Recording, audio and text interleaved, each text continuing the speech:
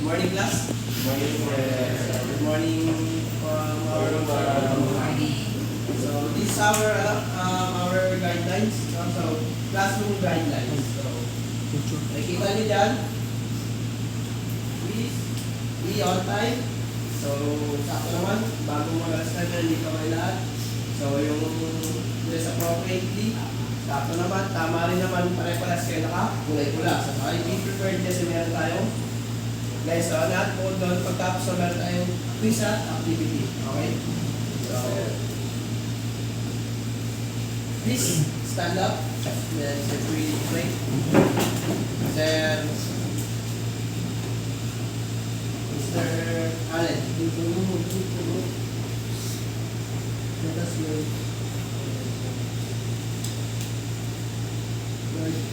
Pagaling ko sa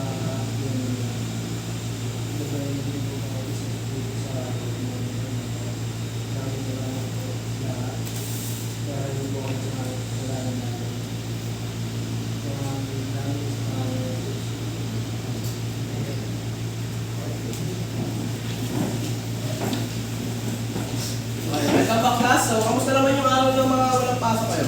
Baka nyo. Ba't ka mag-boring sa bahay?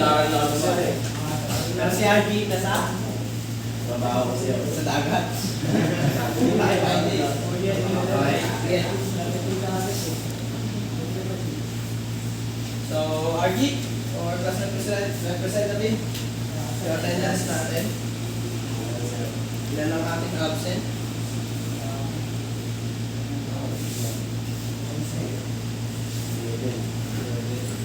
As of now, sir, yung absence po natin sa is 11.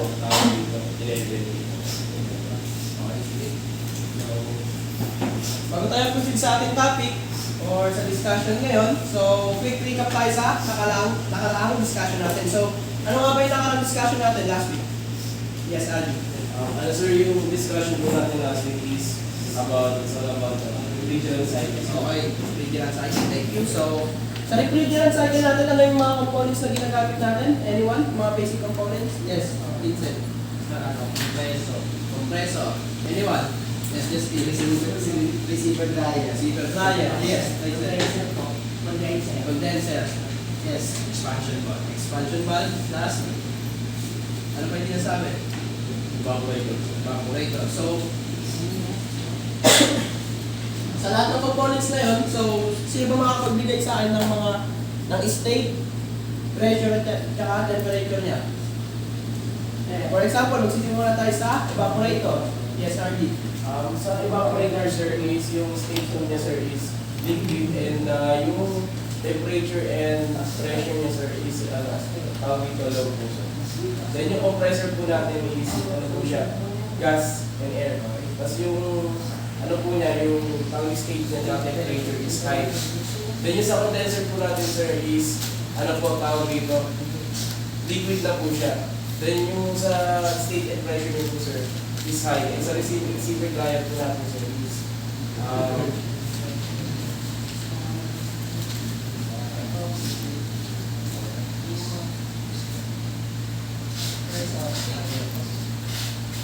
sa receiver dryer po natin, sir, is liquid and state and pressure niya, sir. Okay, thank you. So, yung mga nasabi nyo lahat, yung components na yun is nakapasok sa ating air conditioning system sa sasakyan. So, yung mga yun ay yung mga importanteng bagay sa ating air conditioning. So, next. So, bago tayo proceed sa ating discussion, meron tayo rebus puzzle. So, makikita nyo dyan, for example, yung number 1, ano nakikita nyo? Plate stick. So, ano sabi dyan? Yung salitang plate, tatanggalan nyo ng TE, ipa-plus nyo yung stick, then tatanggalin nyo yung K. So, ang magiging sagot dyan is? Tama, plastic. So, next. So, ito ang ulang. Ano natin? So, anyone? Sino makasagot? Yes, Allen. electrical. Okay, correct. Tama, electrical. So, kasama siya sa discussion natin. Okay, tama, electrical. Next, anyone? Yes, Vincent. Aircon. Aircon. Tama. So, yung discussion natin is all about electrical ng air conditioning system. Okay? Next. So, auto aircon electrical. So, anyone? Sino ba yung, ano bang ibig sabihin ng ano? Pag sinabing auto electrical, ano kaya ang kahalagaan niya sa ating ano? Sasakyan? Siya yung responsible Yes. sa mga... Siya po yung responsible sa mga components ng aircon po. Okay, tama. Anyone? Sino pa may idea? Pag sinabing aircon electrical, yes, Arnie? Ano po, siya po nagbibigay sir ng mga anong power dun sa mga components natin sir. Okay, tama. Power. Anyone? Sino pa? Idea. Sinabing auto aircon electrical. Vincent. Kasi yung nagpapagana sa mga components, tapos nagbibigay ng power. Okay. Yan natin malalaman niya mamaya. Okay, next. So dito may kita natin yung basic electrical circuit. So meron tayo dyan tinatawag na source. So yung pinakamahalagang source natin dyan is yung Battery. battery. So anyone, please read. What is battery? Yes, just read. Battery, lead acid storage. Battery is an electromechanical device that produces voltage and delivers electrical current. So si battery sa kanya nanggagaling yung voltahe kinakailangan ng ating mga components katulad ng compressor. Ano pa?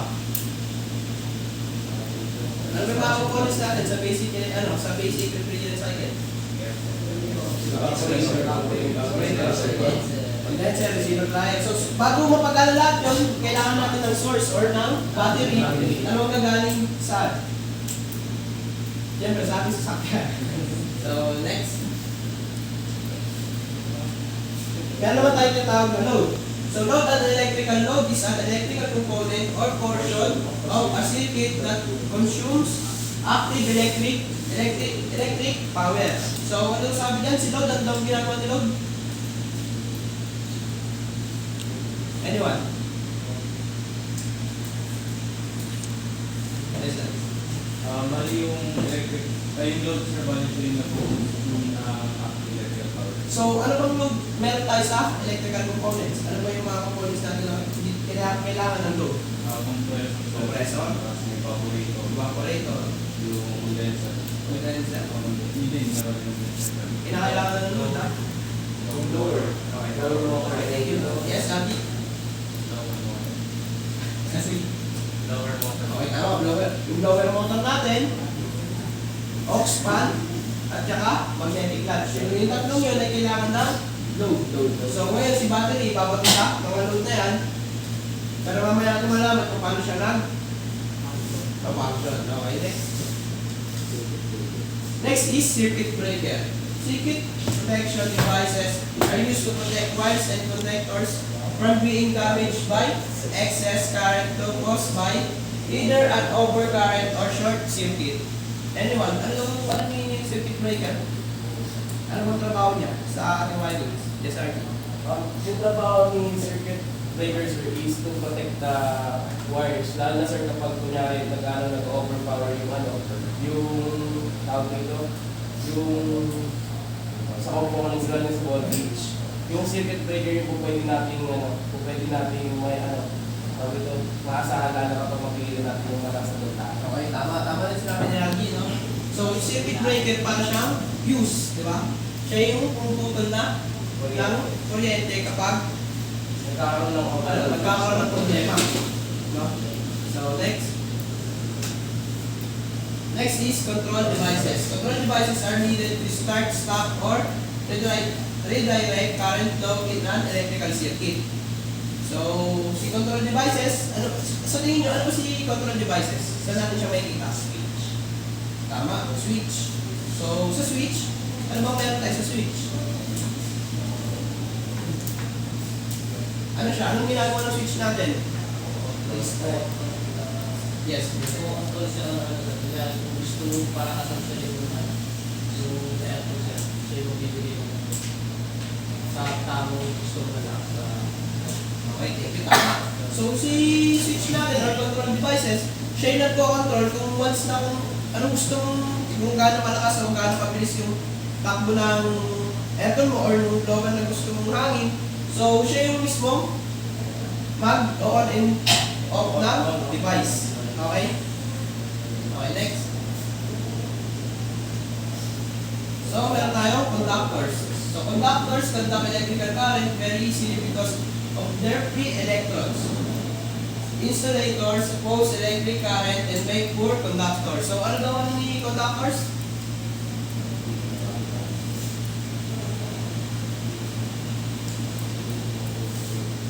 Yes, Justin. Ano daw ano ni conductors?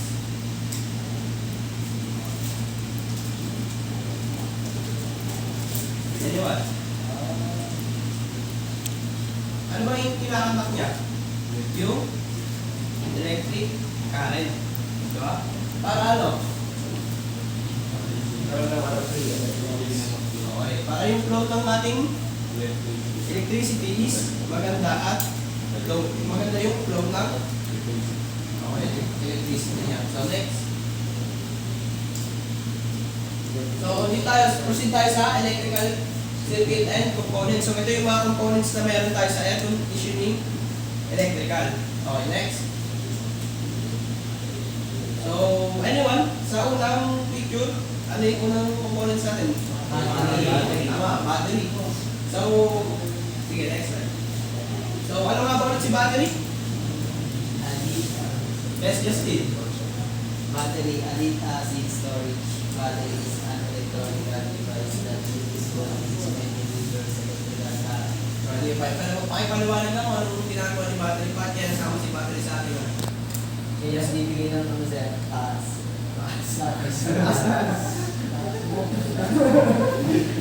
Power. Ng power ko na sir. Okay, power or voltage. Next, KRE. Okay.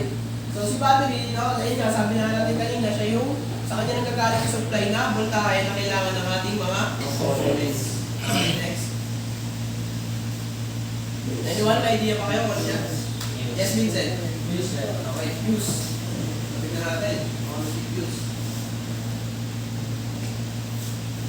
So, fuse or fuses are components designed to protect electrical wiring in cars and vehicles. So, kaya siya nasama dun sa ating components. So, yung procedure niya is mapigilan yung ating mga short circuit. No? Para hindi tayo magkaroon ng kaya nung nagkakaroon minsan ng overheating, hindi naman dahil sa wire, pero din dahil sa mga components. Kaya nandiyan si fuse para maiwasan yung alin? Anyone, ba't kaya, ano bang karga ni fuse? Yes. Para minuwasan nga po sir yung pagkakawal. Kasi mas na nag-init sir yung mindset. Pwede silang mag-pilit sir, tapos pwede mag-push yun naman sir. Yung ano kasi yung sir yung parang nakakawal din sa sir. Nakakawal din sa mga wala. Once na sobrang init ng ulit, pwede po silang mag-pilit. Tapos pwede silang mag-push tayo ng accident. Okay, tama. So, kaya niya si fuse, dahil sa kanya, didiretso yung voltahe yun. So, siya yung masisira at hindi yung ibang components or yung wire. Okay, anyone? Relay. Yes, Vincent. Relay sir. Relay. So, sa relay, ano yung may kita natin na number dyan? Ba't kaya may number rin siya? Si 86, para sa mas 86? Voltage. Channel. Dahil lang sa AC switch. Okay, tama. Para sa switch or AC switch. Anyone? Si 85. Para sa kaya si 85? Yes, Vincent. Sa yung ano sir, yung makusuman na positive na Hindi. So, anyone? Ano kaya si 85? So, yung 85 natin is para sa body ground or negative. So, mamaya malalaman nyo kung paano siya. Then, si 87 is ito yung kailangan, dito lang i-connect yung load. Tulad ng compressor, aux fan, at magnetic clutch. Then, si 30 naman, para saan? Para kay fuse. At para, di ba, si fuse na kaya kay battery ngayon, i-direct natin kay 30 para mag-supply dun sa ating mga components. Kay 87, Di ba? Okay, next. So nga pala kasi 85 at 30, pwede nyo rin niyang pagsamahin. Depende yan sa relay na gagamitin nyo kung ilan. Okay, next. So a relay allows circuit to be switched by electrical equipment. So ayun yung trabaho ng relay. Diba? Nagaan siya. Siya yung, sa kanya nang gagaling yung alin. Siya yung nagpo-control nung circuit na binibigay niya papuntang sa mga components. Okay, next. Ano yung napansin sa video? Okay, tama. AC switch. So, ayun yung sinasabi natin kanina, yung taga-on and off ng ating aircon or pwede nyo hinaan, palakasan, basta yan yung AC switch. So, ayan. AC switch, it turns the system on or off. When the AC is turned on, it starts cooling the air inside your vehicle. So, next.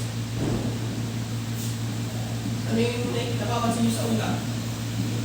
AC blower switch.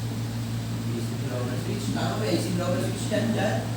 Kung nakikita nyo, ito yung blower switch na nila ko, pero AC blower switch niya, ito nasa baba. Pero ano kaya nasa taas? Yung merong low, medium, high. Ano kaya tawag doon? So, medium high. Ano siya? Tawag dito?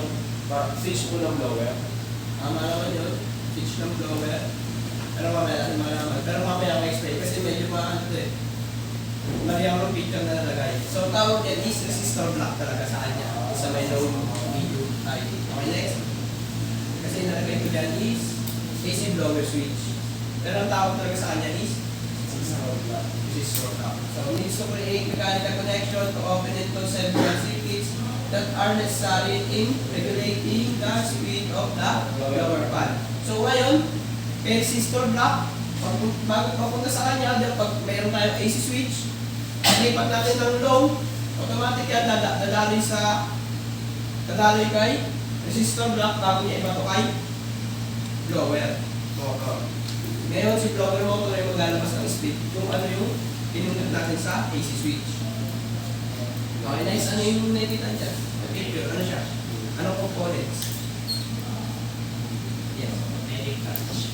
Okay, magnetic clutch. Tingnan natin. Tama. Kabot lang ang inverter.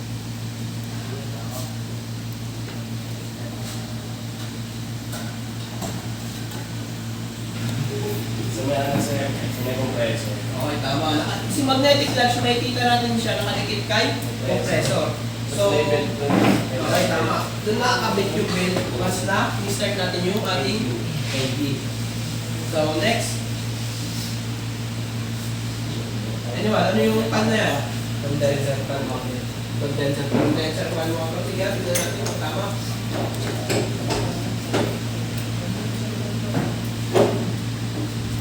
Okay, tama. So, si condenser fan motor are installed in air conditioner condensing units to power the fan blades that cool the refrigerant in the unit's condensing coil. So, makikita natin siya sa harapan ng ating sakyan. So, nakapapin siya sa likod ng condenser. Then, hindi pwede yung pan natin, hindi pwedeng palabas yung buga ng hangin. So, kailangan pahingo. Kasi siya yung nagbibigay ng hangin papasok sa ating sakyan at bukod doon, dinadaan niya si condenser fan para ano? Diba? Inaano niya yung ano natin? Yung refrigerant. Siya yung nagpapababa ng temperatura na galing sa compressor, pinapababa niya dahil sa hangin na dinadala niya. Okay? Next.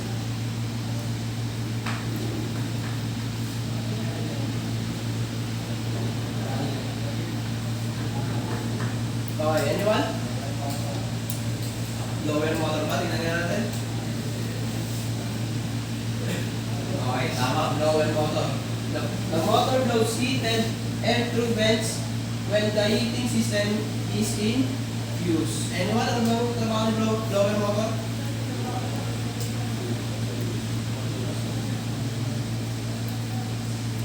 Diyan sa atin. Ano trabaho ni blower motor?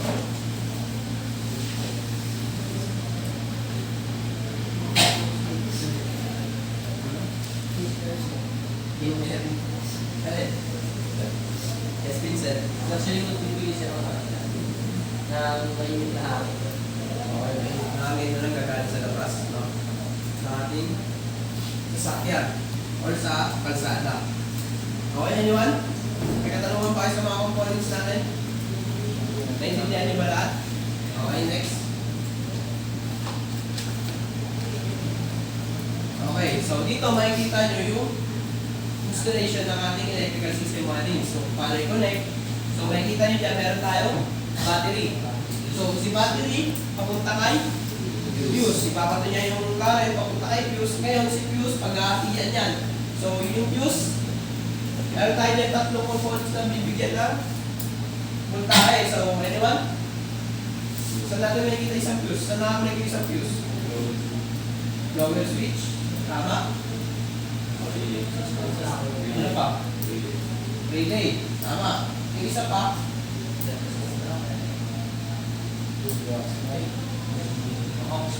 yung isa is naka battery. Ay, doon na ako naka battery, di ba?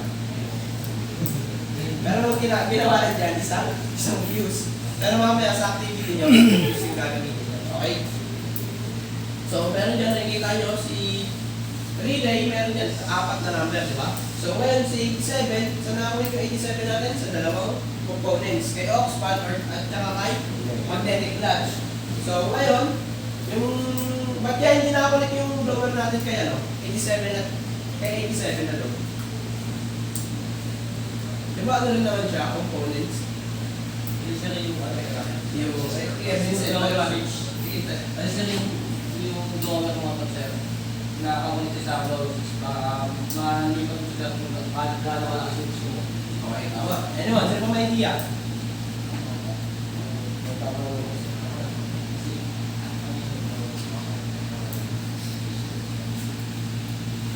Kaya siya nakaiwalay kasi meron siyang resistor block. Kasi nga, tama naman yung sinabi mo, meron siyang switch. So ngayon, si blower switch niya nakakonect na kay fuse. So hindi niya na kailangan ng load para para paganahin. Kasi nga yung blower switch nakakonekta na dun sa direct niya sa fuse. Ngayon si fuse naka yung battery. Ngayon ang binabato ba ni battery? Ano ba yung binabato ni battery? Di ba voltahe? So ngayon, hindi niya na kailangan ng 87 para nakuha ng voltahe para paganahin siya. Kasi meron na nga siyang resistor block. So, para saan para si thermostat switch? Anyone, ano bang silbi ni thermostat switch sa ating wirings? Ba't yan meron tayo ng tawag na thermostat switch? Okay, RG, nag-switch ng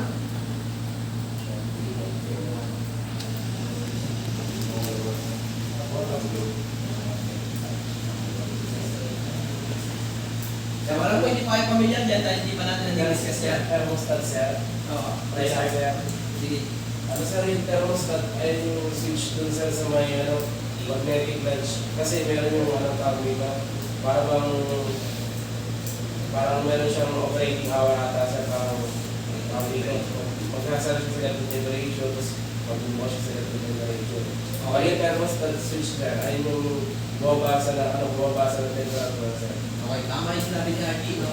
Kaya tayo may thermostat switch dahil sa loob ng ating sasakyan, hindi pwedeng nakabukas ng ating magdamag yung ating aircon. So, meron siyang limit na kukunin na pwede natin yung tamang klima ng ating sasakyan. So, once na-reach niya na yung tamang temperatura, automatic nagpapatay lang po sa ating aircon.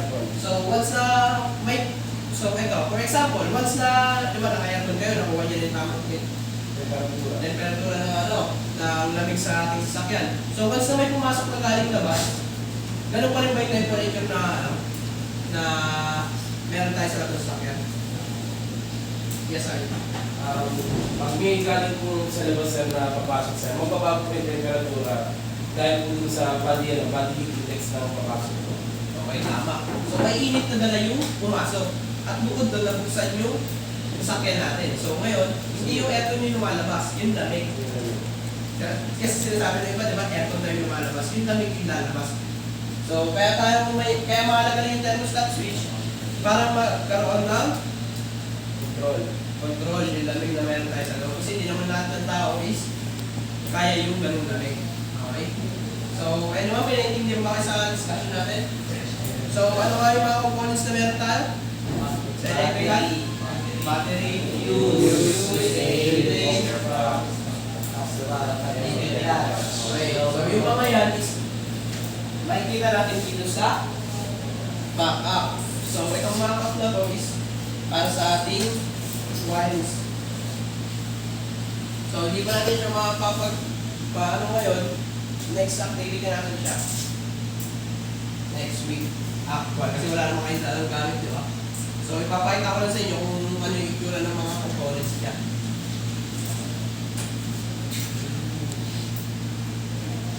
Sige, tayo muna kayo dito para makita nyo.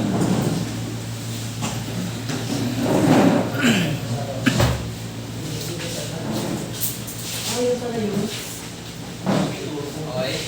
So, ito, So, wirings kami din, sir. next activity niyo. Diagram muna kayo ngayon. So, ito yung fuse box. Nilagay ng fuse. So, may kita nyo dito si box fan or condenser fan. Then, dito si compressor at saka si magnetic clutch. Pero papaganahin lang natin dito is si magnetic clutch. Then, ito yung ating resistor knob na tawag. Okay, low, medium, high. Then, ito si lower motor. Ano na lang ibigay nito? Kaya tayo gagamit ng tester. Para makalaman ng positive and negative. High, low, medium. Okay? Alam ko lang, pumili naman lang kayo sa mga pinag-ang picture, di ba? Okay, sige. Balik ka lang dito.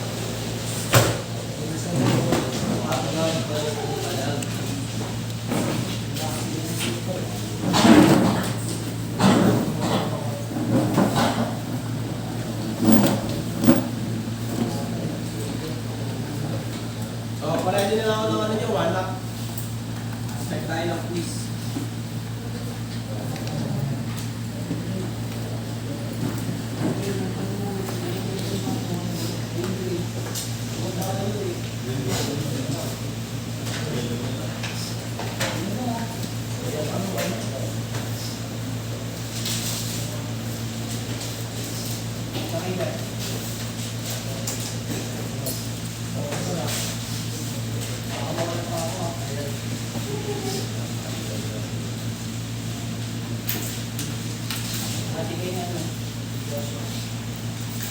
Isali sa please. 5 na naman to. Kahit 1 part na lang pala.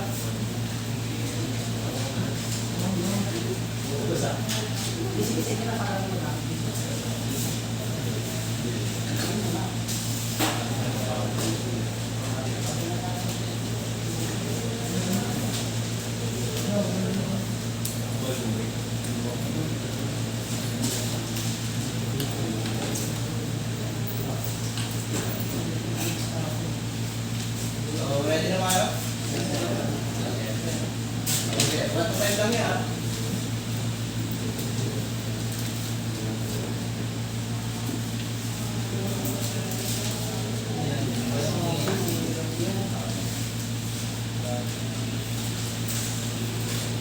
Minutes lang sa pagsasagot.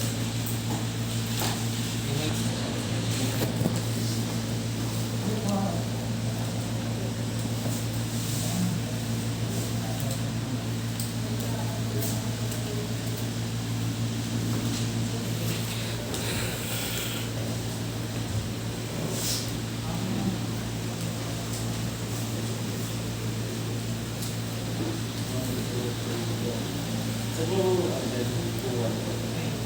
yung five? Yung four.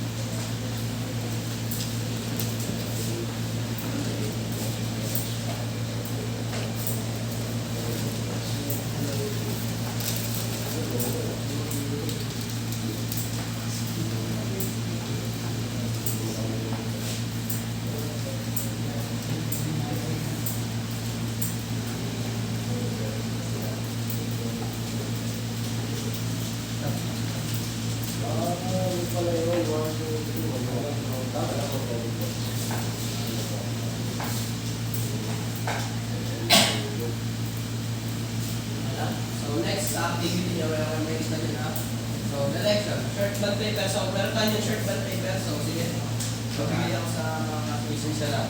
So, yung rubrics natin dyan is uniqueness, 10 points, timeliness, 10 points, creativity, 10 points. So, bali total niyan is 30 points. Ano yung drawing niya sir?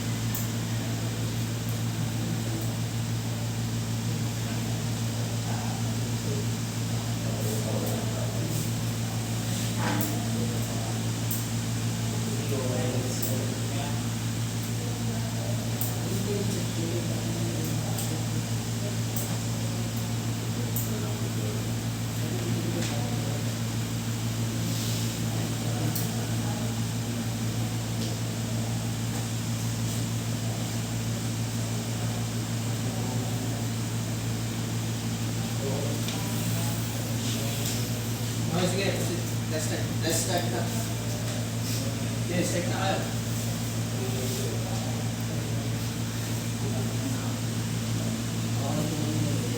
Dahil ka.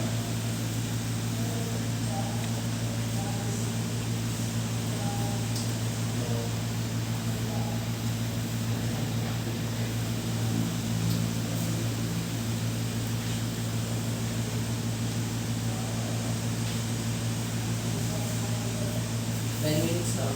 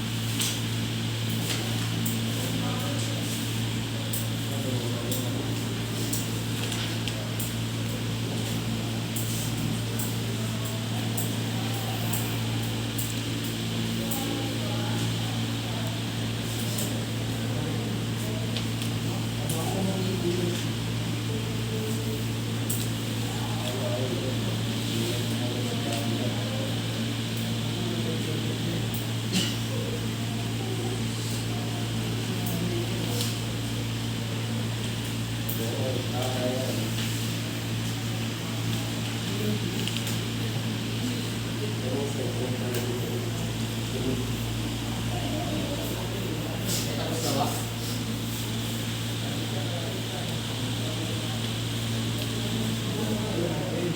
Okay, papasa na ako ng mga tapos na.